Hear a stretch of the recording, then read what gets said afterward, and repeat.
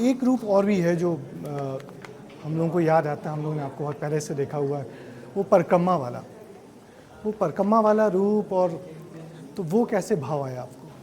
नहीं, मैं धार्मिक तो शुरू से था। जब मैं कॉलेज में था तब भी मैं नवरात्रि मौन करता था। मेरे एक मित्र थे स्वर्गीय शिव चौधरी, उनका निधन नवरात्र में हुआ था। तो 81 से लेकर 89 तक कोई नवरात्रि ऐसी नहीं थी जिसमें मैं मौन ना रहा हूँ, तो मैं मौन रहता था। तो धार्मिक आस्था तो परिवार की पृष्ठभूमि होती है। पर ये लंबी लंबी दाढ़ी, बाबा बैरागी जैसा आपका कलेवर, ये बताइए। ये तो हमारे गुरुदेव की कृपा है, उनके आशीर्वाद का परिणाम है। देखिए, अगर हम चीज़ों को सुधर पाए या चीज़ों को छोड़ पाए तो उसमें अगर किसी का योगदान है तो परम पूज्य श्री वावसे जी का।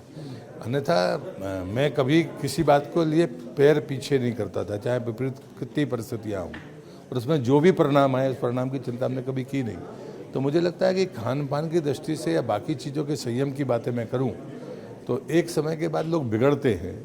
हमको सुधरने का मौका मिला, उसके पीछे सिर्फ और सिर्फ परम पूज्य। आपका वो जो कलेवा था, हमने आपको पार्लियामेंट में भी देखा है, उसी रूप में जाते थे, सफ़ेद धोती, बड़ी बड़ी दाढ़ी।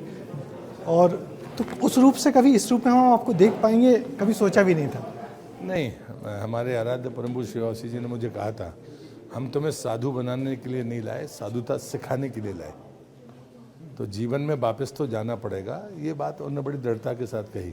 ये सच है कि मेरा मन वापसी का नहीं था। अच्छा। ये आज तक शायद मैंने ये बात कभी कही नहीं किसी को। मेरा मन वापसी का नहीं था, लेकिन उन्होंने साफ शब्दों में कहा।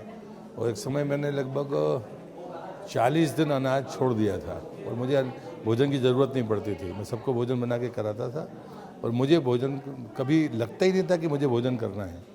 और हमने जल पीकर, चाय पीकर काम चलाया।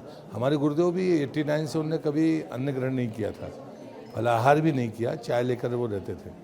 तो वो स्थिति कमोबेश मेरी निर्मित हो गई थी उन दिनों में। उन्होंने कहा, आज तो तुम्हें अन्न ग्रहण करना पड़ेगा, चाहे एक ग्रास खाओ। और उन्होंने तब मुझे कहा था कि हम तुम्हें साधु बनाने नहीं लाए, साधुता सिखाने लाए थे, वापस तो तुम्हें जाना पड़ेगा। यदि वो नहीं कहते तो आप? नहीं, मेरा मन तो था कि मुझे वापस नहीं आना, साधु बनने। उस परिस्थिति में वो परिस्थिति ऐसी बन गई थी कि उसमें वापसी जैसा कुछ था नहीं।